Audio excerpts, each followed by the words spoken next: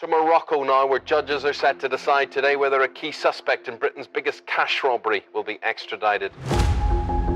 Lee "Lightning" Murray had a fierce reputation as a cage fighter before a nightclub stabbing halted his career and almost ended his life.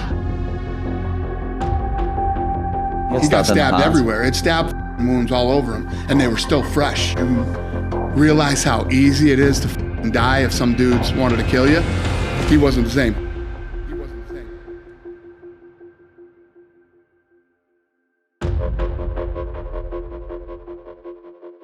Days after Lee Murray got stabbed, he's walking around the event with all the stitches still in him and everything still fresh, and was walking around acting like he did when I had seen him when he fought Tito in the street out in front of China White in London. Lee Murray is one of the most legit gangsters of all time.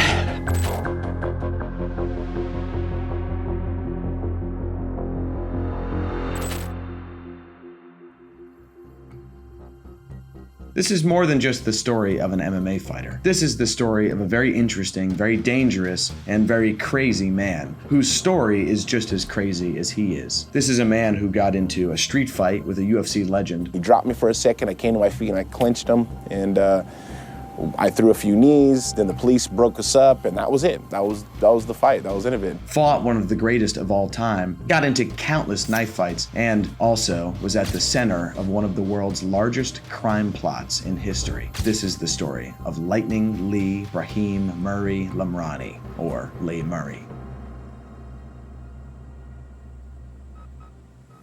The story of Lee Murray is unbelievable. It almost reads like a myth or a legend. The facts and details are often disputed and sometimes very hard to find. But it's all true, so let's start at the very beginning. He was born on November 12th, 1977 in southeast London in the Barnfield housing projects near Buttmarsh Close. All those details will come in later. He was born to an English mother and a Moroccan father. That's a very important step. His father also was an abusive alcoholic, and the violence in Lee Murray's childhood home probably led to the violence later on in his life. To understand the type of kid he was in a gang in primary school called either the Buttmarsh Boys, the Barnfield Boys, or the Barney Boys. And this gang was involved in exactly what you would expect. Street fights, knife fights, drug dealing, stealing, and so on. In secondary school, Lee Murray met his longtime partner in crime, Paul the Enforcer Allen. These two would go on to commit many crimes together, and Paul Allen will appear later in the story. Also, in Lee Murray's childhood, at one point he did get into a fight with his father, knocked him out cold, and sent him packing from the household. After that, Lee Murray really stepped into his own. He started dressing like a real London gangster, in eccentric clothes, driving fast, fancy cars. But that's only the beginning of his story. When's the last time you saw something like this at boxing? The crowd so energized. And a good kick by Silva and a good knee. Lee Murray was a fighter before he started training in MMA. Some would say that he would just indiscriminately go into the street and start fighting people. His criminal record was proof that he was a fighter. So once he started training, he took to it pretty quickly. In the first 6 months, he had his first fight, and in the first minute of that first fight, he had his first victory, a knockout. That's how he got the name Lightning Lee Murray. He was that quick. After that, he started training more at Peacock's gym and London Shoot Fighters on his striking and grappling respectively. He started to become more dangerous. He started fighting more after that. He got more wins, more knockouts, some submissions, and then he started training at Pat Militich's gym in Iowa. Pat Militich was a UFC legend. And still, UFC lightweight champion of the world, Pat Militich. That friendship would lead to a very interesting chapter in Lee Murray's story. Now, it's important to note that Lee Murray's MMA career is not extremely interesting compared to many other MMA fighters at the time. He only had one fight in the UFC.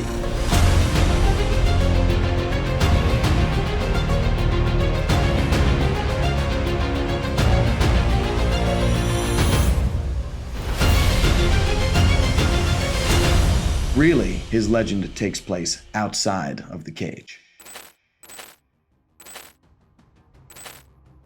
Now we get to the part of Lee Murray's story that really started giving his name some weight. Those names include Bruce Buffer, Pat Miletich, Chuck Liddell, and, most importantly, Tito Ortiz. Now, Tito Ortiz is the 6-time light heavyweight champion of the UFC, only losing to John Jones in light heavyweight championship defenses. Tito Ortiz is a bad dude. And outside of the Funky Buddha, which is one of Lee Murray's favorite haunts in London, a nightclub, there was a bit of a scuffle. One of Tito Ortiz's friends had jumped on the back of Pat Miletich, who had become a friend and training partner to Lee Murray. Now, Lee Murray's friend Paul Allen spotted this, and the myth goes that he misunderstood what was going on, thought that Pat was being attacked, walked over and knocked the man out cold. He even fell, and as the story has it, passing taxi cab ran over the man's fingers. Tito Ortiz, hearing and seeing this, runs outside, takes off his jacket, and is ready for a fight. So was Lee Murray. He took off his jacket, and in the accounts of everyone but Tito Ortiz, Lee Murray knocked him out with a 4-punch combination, and the former light heavyweight champion was lying out on the concrete, knocked out cold. A man named Lee Murray got into a street fight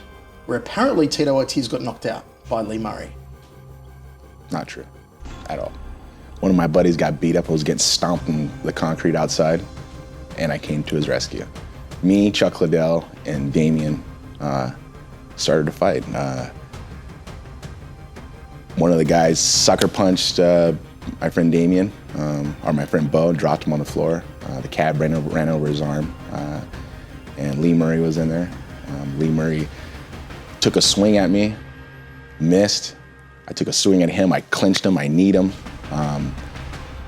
He broke away, he started running away, I started chasing to him, and he turns around and stops and plants his feet. I go to stop and I slide right into him. He clipped me, dropped me, and I popped right back up. Cops came, broke everybody apart. One of the cops said he's gonna squirt me in the face with a mace. I said, go ahead, because by then I was already snapped. I was surviving, survival skills, and I was never unconscious at the time. In my whole career, I've never been unconscious, and I never will go unconscious. That was just one of countless street fights for Lee Murray. After that, though, his name really started to catch some steam. He got his first UFC fight, which he did win, and he called out Tito Ortiz, who happened to be in the room. Now people were really getting excited. Who is this man who has knocked out Tito Ortiz in a street fight, who walked out in his first UFC event wearing an orange prisoner jumpsuit and a Hannibal Lecter mask? And he has these shifting eyes, the eyes of a madman. He's the type of fighter people want to watch. But he wouldn't get another UFC fight because only a short period later, Lee Murray was in an alleged stabbing incident in a road rage engagement in England. But he still got another MMA fight. His final MMA fight was with Anderson the Spider Silva, who many believe is one of the best MMA fighters of all time. He didn't even get beaten easily. It was a 3-round decision that went Anderson Silva's way, but Lightning Lee Murray went 3 rounds with one of the greatest of all time. His legend grows.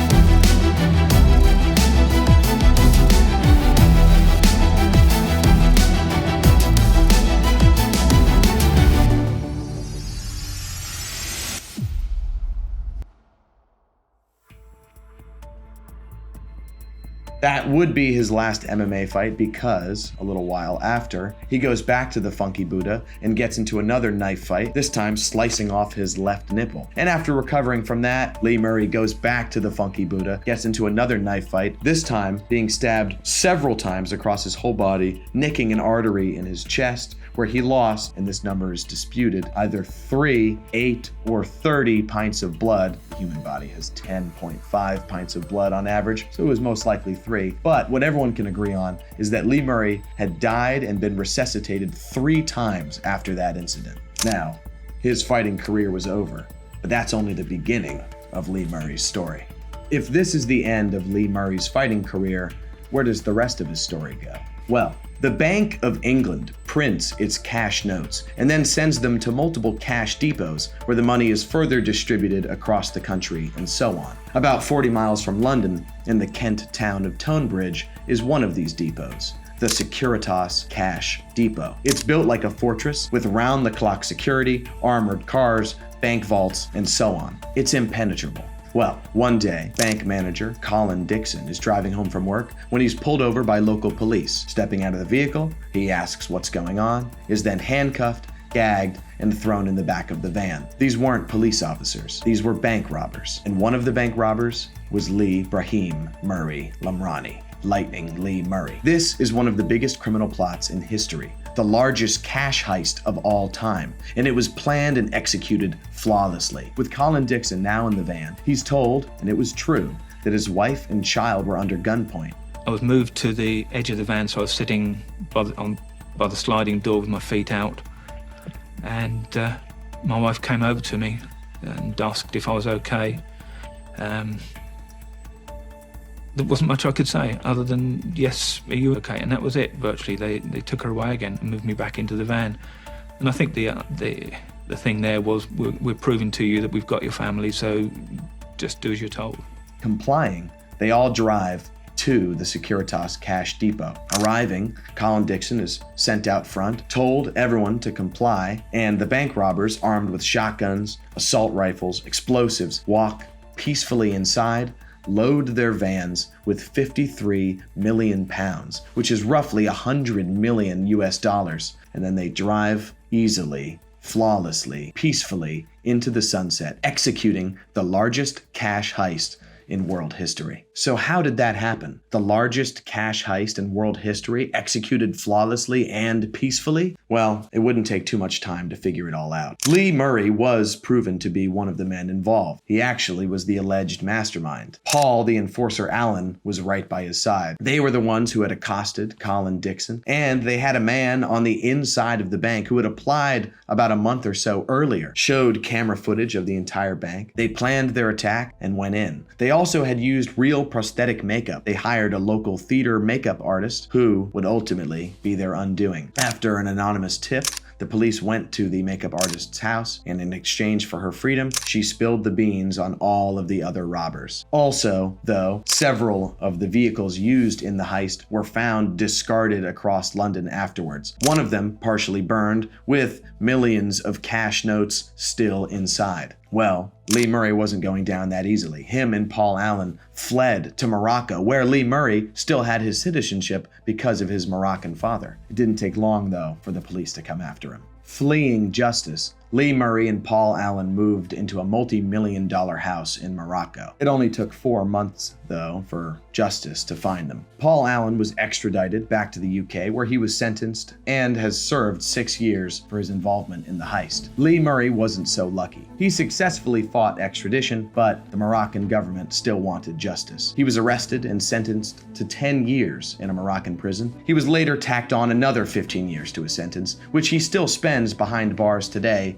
in a prison in Tafelt, Morocco. Ultimately, about half of the cash in the Securitas bank robbery of 2006 is still missing, and 2 of the robbers, alleged robbers, are still evading justice. So, a gangster from southeast London ended up training MMA, fighting in the UFC, knocked out one of the greatest champions of all time in a street fight, and went 3 rounds with Anderson Silva. He then pulled off, flawlessly and peacefully, the largest cash heist in world history. It's a story that seems leaked from a movie, and, in Lee Murray's words, he says his story isn't finished. When people talk about Lee Murray, they talk about the crazed, shifty-eyed madman, but he was smarter than people think, and he believes that there's more to his story still to be told. In 2035, when he is supposed to be released from Moroccan prison, he wants to be the UFC champion again. While I don't think that's possible, it does leave us to wonder, what's next for Lee Murray?